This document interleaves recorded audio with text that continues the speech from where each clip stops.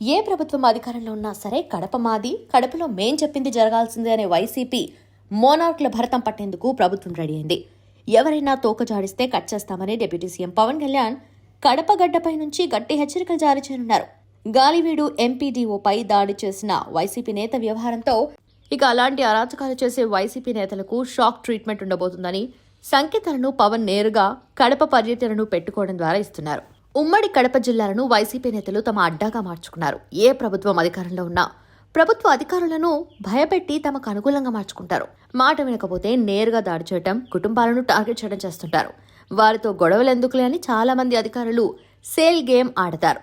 అయితే ఇలా రుబాబుగా చేసేవారిని ఇక సహించేది లేదని గాలివీడు ఎంపీడీఓ దాడి చేసిన వైసీపీ లీగల్ సెల్ జిల్లా అధ్యక్షుని చొక్కా పట్టుకుని లాక్కొని పోయిన వైనం నిరూపిస్తుంది. ప్రభుత్వ అధికారులు భయపడకుండా ఉంటే వైసీపీ నేతలకు కాళ్లు చేతులు ఆడవు. వారు భయపడకుండా తాను భరోసాగా ఉంటానని చెప్పేందుకు పవన్ కళ్యాణ్ స్వయంగా రంగంలోకి దిగటం వైసీపీకి ఇబ్బందికరమే. ఇక నుంచి అధికారులు ఎవరైనా వైసీపీ మాటలు వినకుండా ధైర్యంగా నిలబడితే ప్రభుత్వం అండగా ఉంటుందన్న సంకేతాలను పంపుతున్నారు. గతంలో కడపలో ఎవరూ పర్యటించినా దాడులు చేయడాన్ని ఓ సంస్కృతిగా మార్చుకున్నారు. ఇప్పుడు ఆ పరిస్థితిని మార్చి స్వేచ్ఛా వాతావరణాన్ని ఏర్పాటు చేస్తున్నారు. దీనివల్ల వైసీపీ కడపలోనూ బలహీనపడే అవకాశాలున్నాయి.